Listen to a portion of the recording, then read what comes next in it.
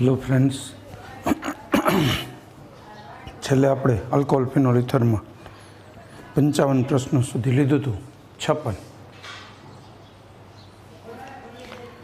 23 ગ્રામ સોડિયમની methyl alcohol સાથેની પ્રક્રિયાથી નીચે પૈકી કઈ નિપજ મળે છે?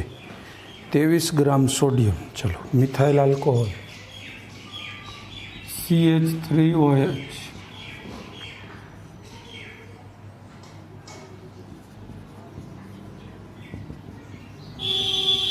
ત્રેવીસ ગ્રામ સોડિયમ એટલે 1 મોલ થયું.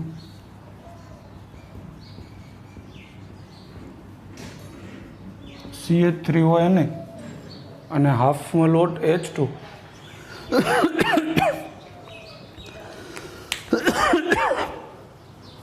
આપણને પૂછ્યું 1 mole oxygen, 1 mole H2, half mole H2 આરી.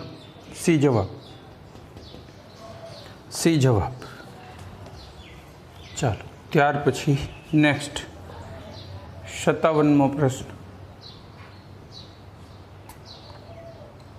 1 બ્યુટેનોલનું 1 બ્રોમોબ્યુટેનમાં રૂપાંતરણ કરવા નીચે પૈકી કયો પ્રક્રિયક ઉપયોગી છે?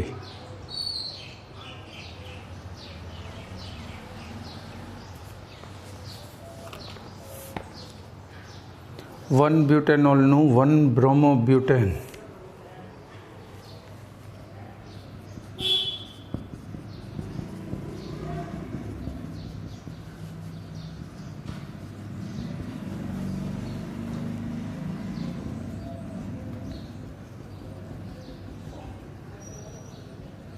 ટૂંકમાં OHનું વિસ્થાપન BRથી કરવાનું છે.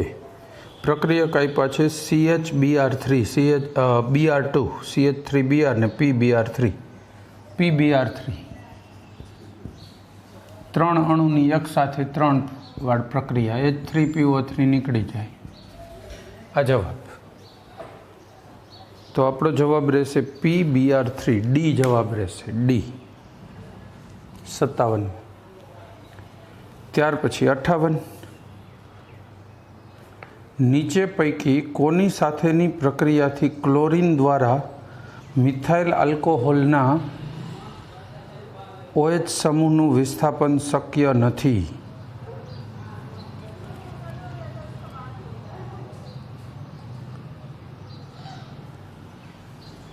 ક્લોરીન, હાઇડ્રોજન ક્લોરાઇડ, ફોસ્ફરસ ટ્રાયક્લોરાઇડ અને ફોસ્ફરસ પેન્ટાક્લોરાઇડ. ક્લોરીન.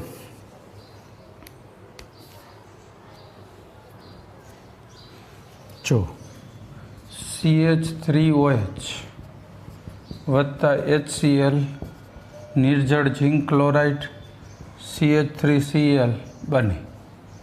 પછી CH3OH PCl3 હોય તો CH3Cl બને H3PO3.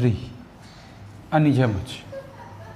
પછી ત્રીજું phosphorus પેન્ટાક્લોરાઇડ CH3OH PCl5 CH3Cl HCl ને H3PO3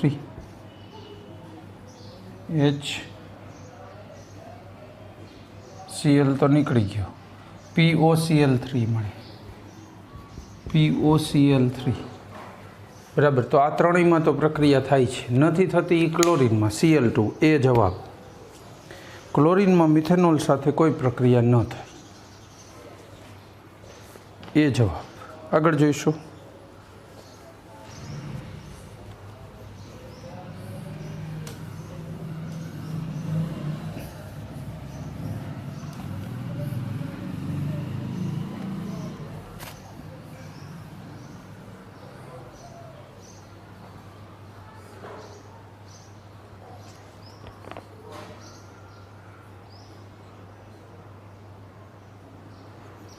ઓગણસાઠ. નીચે પૈકી કયા સંયોજનના ઓક્સિડેશનથી કીટોન બને છે?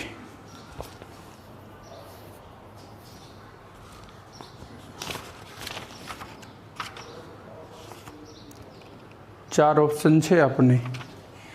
દ્વિતીયક આલ્કોહોલ લઈ લેવાય. જો પહેલા ત્રણેય છે ને, પહેલો છે ને તૃતીયક આલ્કોહોલ છે, બીજો ને ત્રીજો પ્રાથમિક છે, CH2 સાથે OH છે. છેલ્લો છે ને ડી, એ દ્વિતીયક આલ્કોહોલ છે એટલે એનું ઓક્સિડેશન થાય નહીં. છેલ્લો ડી ઓપ્શન જવાબ, પણ CH3 CHOH આમ હોય ને તો આના ઓક્સિડેશનથી IH પાણી રૂપે દૂર થઈ જાય અને કીટોન બની શકે. થઈ ગયો? તો ડી જવાબ. ચાલો, ત્યાર પછી 60મો પ્રશ્ન. ફિનોલને બ્રોમિન જળ સાથે સારી રીતે હલાવતા મળતો સફેદ અવક્ષેપ કોના હશે?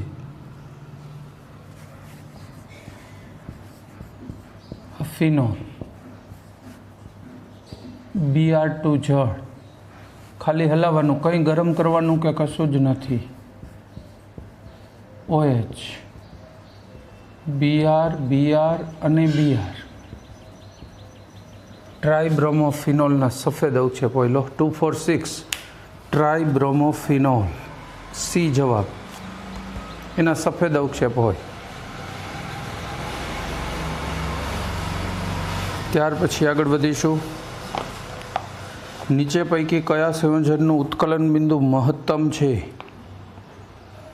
Acetone, diethyl ether, methanol, ethanol.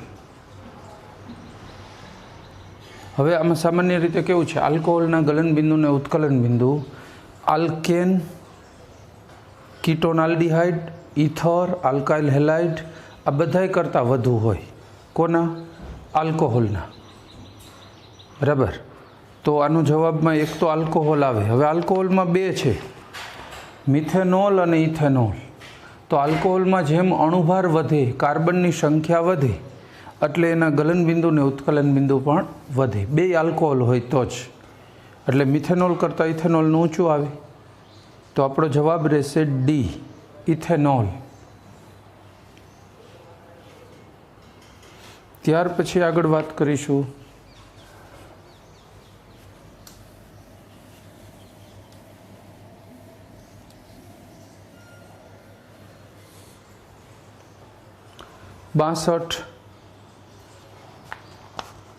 પ્લેટિનાઇઝ્ડ asbestos પરથી વધુ પ્રમાણમાં હવાની હાજરીમાં ઇથેનોલની બાષ્પ પસાર કરતા નીચે પૈકી કયું સંયોજન બને છે? વધુ પ્રમાણમાં હવાની હાજરીમાં ઇથેનોલની બાષ્પ. પ્લેટિનાઇઝ્ડ એસ્બેસ્ટોસ એટલે એસ્બેસ્ટોસ છે ને, કેલ્શિયમ અને મેગ્નેશિયમનો મિશ્ર સિલિકેટ છે. એ પ્રક્રિયા નથી કરતો. ઉપર તમે પ્લેટિનમનું કવર ચડાવી દીધું એટલે પ્રક્રિયામાં ઉદ્દીપક તરીકે કામ કરે તો એ પ્લેટિનમ કરે, એસ્બેસ્ટોસ નહીં. એસ્બેસ્ટોસ ઉષ્મા પ્રતિરોધક હોય. આ જે બજારમાં તમને ખબર હોય તો સફેદ હલકા ચૂલા વેચાતા હોય છે, ખબર છે, પાટિયા જેવા બનેલા હોય, પાણી ગરમ કરવા ઘણા શિયાળા માટે લે છે એ. પણ આ વસ્તુ ગવર્મેન્ટ તરફથી પ્રતિબંધિત છે એસ્બેસ્ટોસ, કારણ કે એનાથી કેન્સર થાય છે, હાઈલી કાર્સિનોજેનિક છે. ગરમ થાય ને ત્યારે ખાસ, ગરમ પાણી થતું હોય ને જો બાજુમાં તાપવા બેઠા તો કેન્સર થવાના જે ચાન્સ હોય એ વધી જાય. ઘણા બધા આપણે ઇન્ડિયામાં શરૂઆતમાં ખબર નહોતી. ગવર્મેન્ટનો બેન તો આના ઉપર એસ્બેસ્ટોસ ઉપર ઘણો ટાઈમથી હતો, પણ ખબર નહોતી.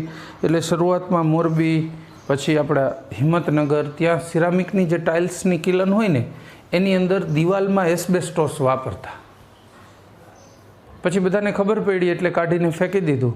અને મોટાભાગે એનો નિકાલ પણ પ્રોબ્લેમેટિક છે, કારણ કે એમાંય ગવર્મેન્ટની ગાઈડલાઇન છે, તમે નિકાલ પણ એમને કરી શકતા નથી. એટલે ઘણા બધાએ તો મોસ્ટલી કારખાનામાં જ મોટા ખાડા કરી જેસીબીથી દાટી દીધું. પણ આ ખનિજ બહુ ડેન્જર છે, એસ્બેસ્ટોસ વાપરવું જ ન જોઈએ. કેલ્શિયમ અને મેગ્નેશિયમનો મિશ્ર સિલિકેટ છે. હવે સામાન્ય રીતે બેન્ઝીન અને બેન્ઝીન વર્ગના જે હોય ને સંયોજનો એ તો બધા કાર્સિનોજેનિક હોય જ, પણ એ સિવાય આવા કેટલાક અકાર્બનિક પદાર્થો કાર્સિનોજેનિક, કેન્સરજનક છે. અને ક્રમબદ્ધ રીતે આ કેન્સરનું પ્રમાણ છે ને બધે વધી રહ્યું છે. એમાંય ખાસ કરીને જ્યાં જંતુનાશકો છંટાય છે પંજાબ છે ને, પંજાબ ત્યાં ભાખરા નાગલ ડેમ બન્યો, આજુબાજુના વિસ્તારમાં પુષ્કળ પ્રમાણમાં ખેતી થઈ, ડેમ બને એટલે થાય, અને એમાં જંતુનાશકો ખૂબ છાંટ્યા. એટલું જ નહીં, પછી કીટકો એના પ્રતિરોધક બની ગયા. એટલે આ લોકોએ શું કર્યું, જે તે ખેડૂતોએ જંતુનાશકનું પ્રમાણ વધારતા ગયા. કંપનીની ભલામણ હોય એનાથી પણ વધુ દવા નાખે છે.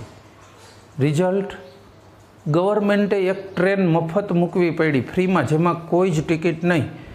પંજાબથી રાજસ્થાન કેન્સર હોસ્પિટલે લાવે છે આ દર્દીઓને, દર્દી સાથે એક સગાને ફ્રી ટોટલ, કોઈ ટિકિટ નહીં, ખાલી ફાઇલ બતાવવાની કેન્સર હોસ્પિટલની એટલે ઇનફ, અથવા એની એપોઇન્ટમેન્ટ બતાવવાની.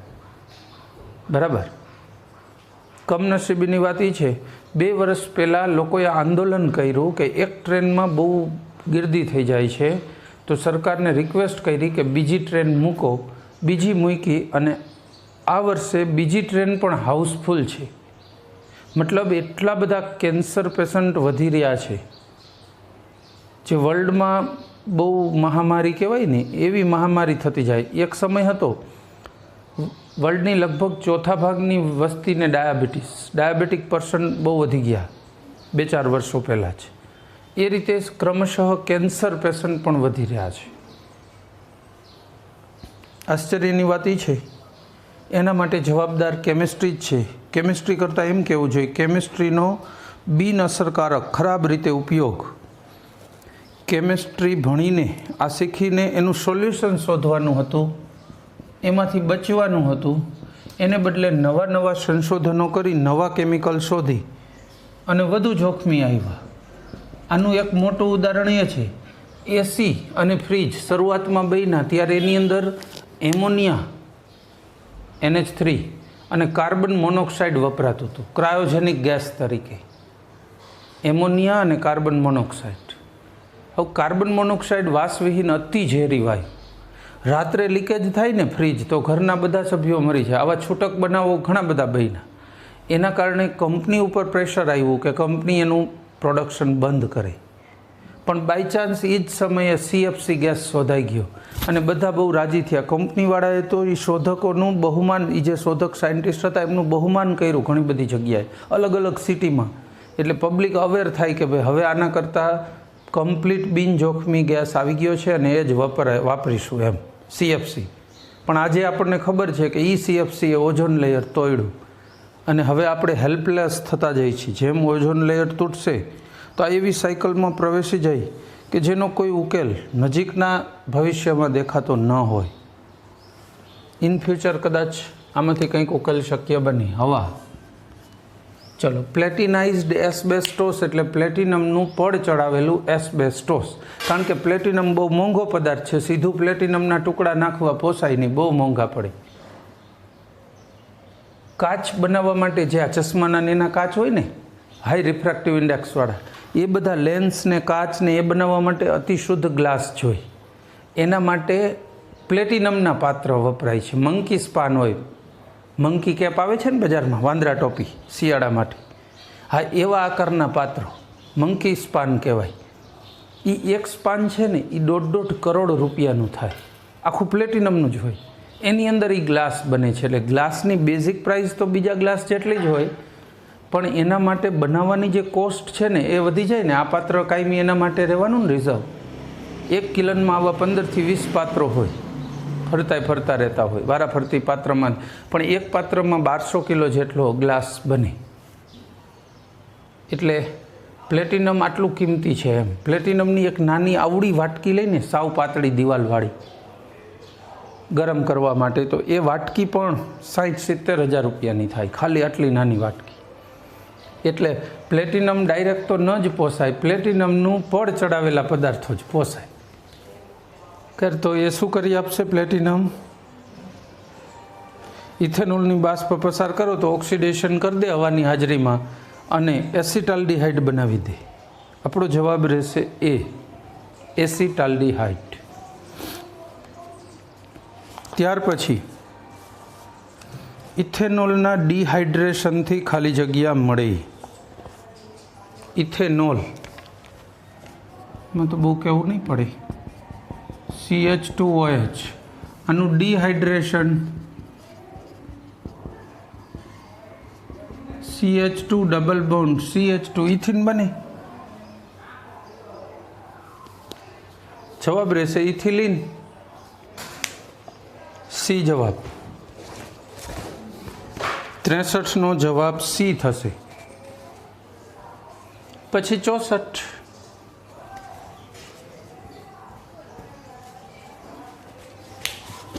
પછી 64.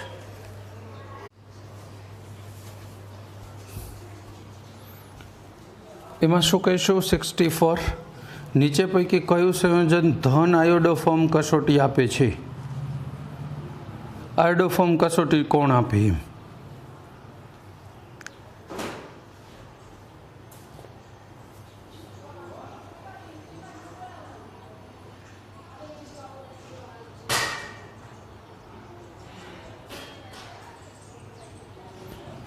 આમ તો બધામાં મુશ્કેલ પડશે, છતાંય જો આપવી જ હોય તો બી સંયોજન આપી શકે. સેકન્ડ, જો આપણે આ દ્વિતીયક આલ્કોહોલ લેતા જ નથી હોતા, આપણે કયો આલ્કોહોલ પસંદ કરીએ છીએ આયોડોફોર્મ અને ક્લોરોફોર્મ બનાવવા માટે? CH3CHOH. અહીંયા કંઈ પણ ચાલે એટલે બરાબર છે. તો આ દ્વિતીયક થઈ ગયું, આ ચાલશે. આટલું મિનિમમ હોવું જોઈએ તો એ છે. આ કયામાં છે? બીજામાં. CH3CHOH થઈ ગયું. બી જવાબ. ધન આયોડોફોર્મ કસોટી બી આપે એટલે NaOH ને I2 ઉમેરો ને તો CHI3 ના પીળા અવક્ષેપ આપે, અથવા Cl2 ને NaOH ઉમેરો તો ક્લોરોફોર્મની મીઠી સુગંધ આપે. ચલો ત્યાર પછી 65.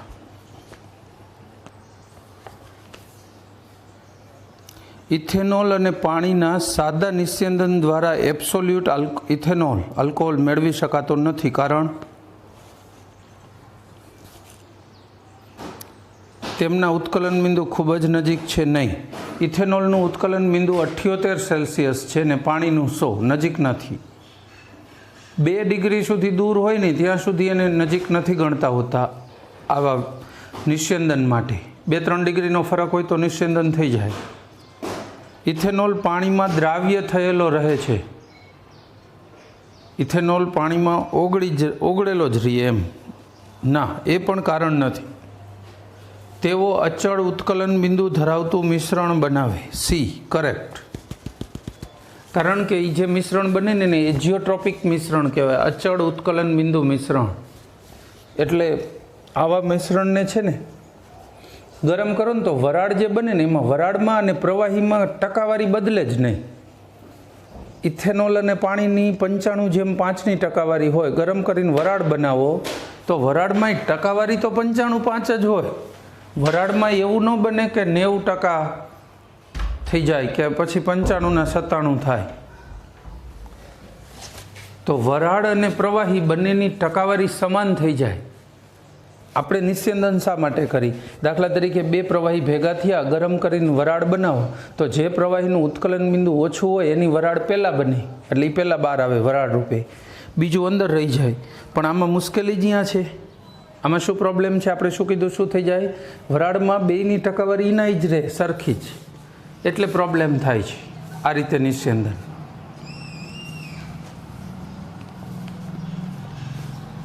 તો સી જવાબ. 2નું ઉત્કલન બિંદુ સમાન હોય, મિશ્રણ હોય એવું મિશ્રણ બની જાય. સી જવાબ. પછી નેક્સ્ટ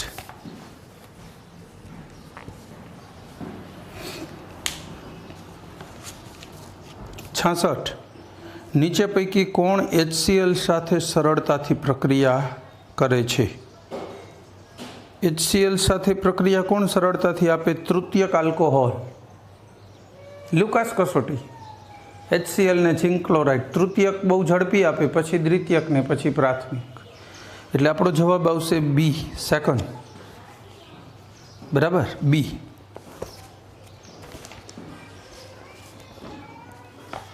ચલો ત્યાર પછી 67. એક પ્રક્રિયા આપી છે ને એમાં ઝેડને ઓળખી બતાવવાનો છે.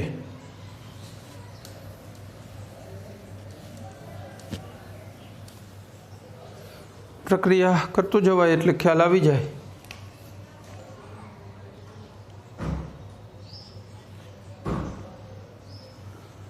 C3H7OH।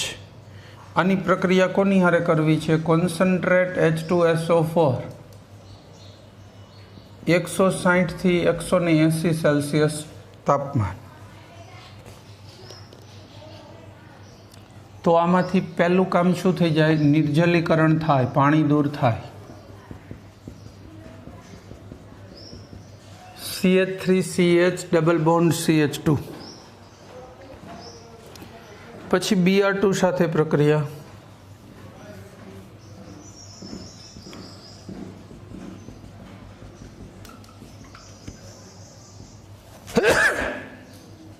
Br 1,2-ડાયબ્રોમોપ્રોપેન બરાબર। ત્યાર પછી કોની હારે પ્રક્રિયા કરવી છે? એક્સેસ ઓફ આલ્કોહોલિક કહેવાય છે।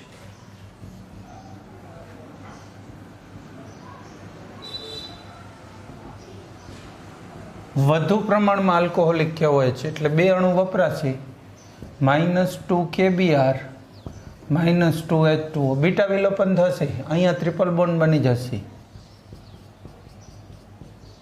કારણ કે આ Br ને H, આ Br ને અહીંથી H દૂર થઈ જાય, ત્યાં ટ્રિપલ બંધ થઈ જાય। આપણો જવાબ રહેશે પ્રોપાઇન, એટલે કે ડી લાસ્ટ, પ્રોપાઇન આપણો જવાબ રહેશે બરાબર। ત્યાર પછી વાત કરીશું 68।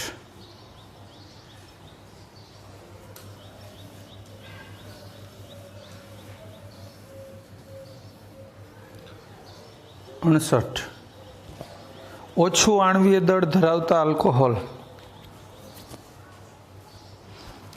પાણીમાં દ્રાવ્ય છે, બધા જ દ્રાવકમાં દ્રાવ્ય છે, બધા જ દ્રાવકમાં અદ્રાવ્ય, ગરમ કરતા પાણીમાં દ્રાવ્ય। બી, નીચે આલ્કોહોલ હોય ને એટલે શું થાય? જો પાણીમાં દ્રાવ્ય છે, હાઇડ્રોજન બંધ બનાવે છે, અને આલ્કોહોલ કાર્બનિક દ્રાવકોમાં દ્રાવ્ય હોય એટલે એ બધામાં દ્રાવ્ય થઈ જાય। બી જવાબ સેકન્ડ। આગળ વધીશું।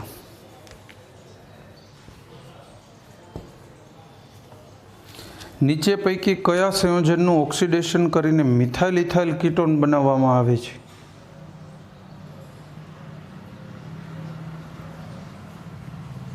સંયોજન આવા છે જો CH3CH2 2 પ્રોપેનોલ, પછી 1 બ્યુટેનોલ,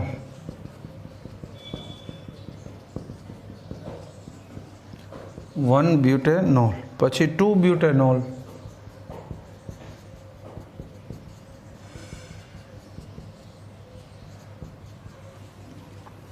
પછી તૃતીયક બ્યુટાઇલ આલ્કોહોલ,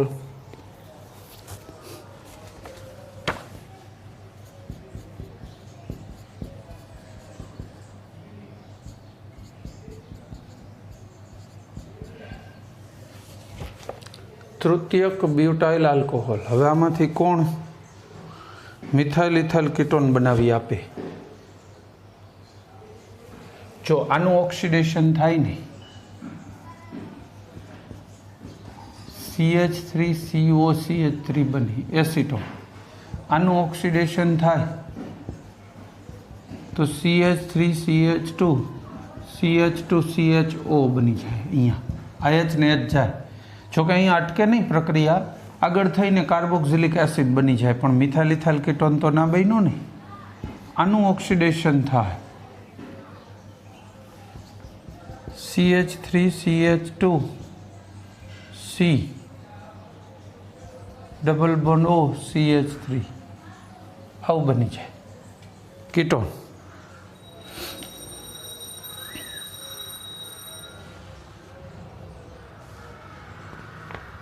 અરે બની ગયું મિથાઇલ ઇથાઇલ કીટોન, જોતું હતું ને, બની ગયું। આનું ઓક્સિડેશન કરવા જાવ ને તો શું બને? ચતુર્થક એટલે તૃતીયક આલ્કોહોલમાંથી આ OH અને અહીંથી H નિર્જલીકરણ થઈ જાય, પાણી દૂર થાય, ડબલ બોન્ડ CH2 આમ થઈ જાય, નિર્જલીકરણ થઈ જાય ઓક્સિજન કરવા જઈએ તો, પણ આવી નિપજ બને આલ્કીન। એટલે આપણો જવાબ રહેશે C methyl ethyl ketone, C જવાબ। ત્યાર પછી આગળ વાત કરીશું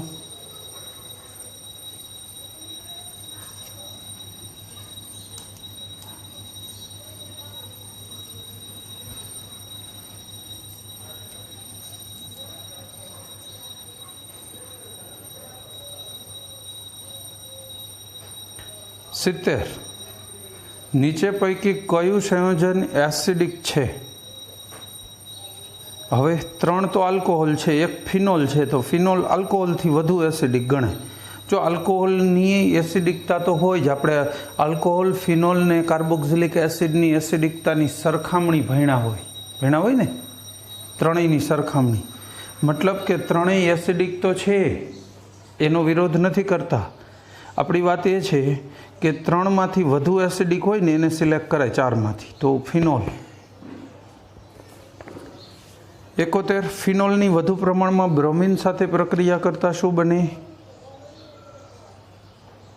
હમણાં તો આવ્યું હતું 60મા પ્રશ્નમાં. સી જવાબ 2,4,6 ટ્રાઇબ્રોમોફિનોલ. સી જવાબ. ચલો આગળ વાત કરીશું. 72મો પ્રશ્ન. ફિનોલની મંદ HNO3 સાથે પ્રક્રિયા કરતાં કઈ નિપજ મળે?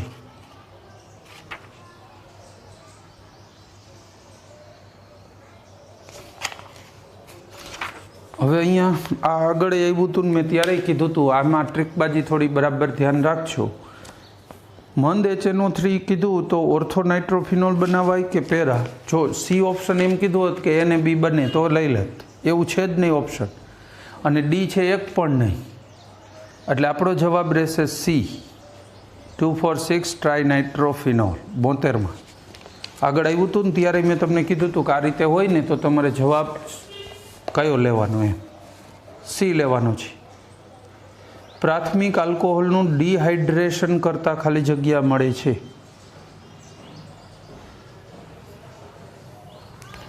પ્રાથમિક આલ્કોહોલ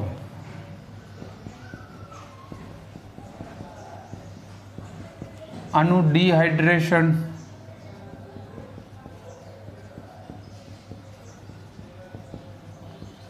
પાણી દૂર કરો તો શું બની જાય?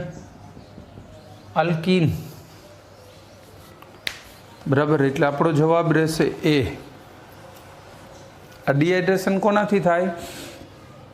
સાંદ્ર H2SO4 વડે થઈ શકે. બરાબર, એટલે આપણો જવાબ રહેશે એ આલ્કીન. ચાલો ત્યાર પછી નેક્સ્ટ 74મો પ્રશ્ન. પ્રાથમિક અને દ્વિતીયક આલ્કોહોલની રિડ્યુસ્ડ કોપર સાથે પ્રક્રિયા કરતાં કઈ નિપજ મળે? કોપર છે ને, કોપર સાથે ગરમ કરો કોઈ પણ પ્રાથમિક આલ્કોહોલની, કોપર એની સાથે પ્રક્રિયા થોડું ગરમ કરવાનું છે તો છે ને IH અને IH દૂર થાય પાણી રૂપે.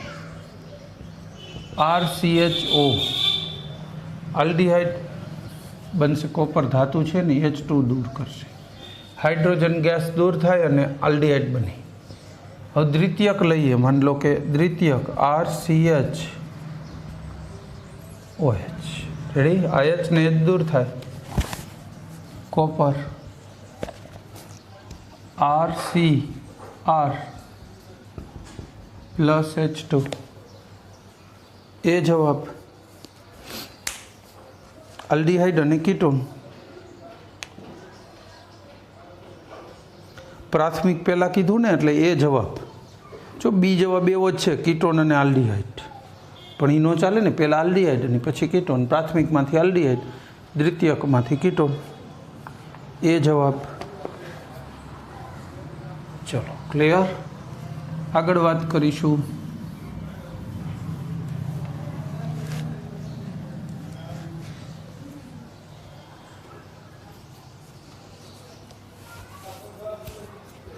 પંચોતેર.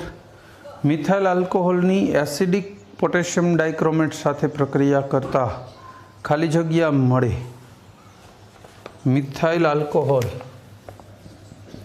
CH3OH K2Cr2O7 H2SO4 ઓક્સિડેશન કરતા છે આ પ્રબળ, એટલે પહેલાં HCHO ફોર્માલ્ડિહાઇડ પણ આ સ્થાયી જ રહીએ, કારણ કે આની હાજરીમાં પ્રક્રિયા હજુ આગળ થઈ જ જાય અને HCOOH એસિડ જ હાથમાં આવે.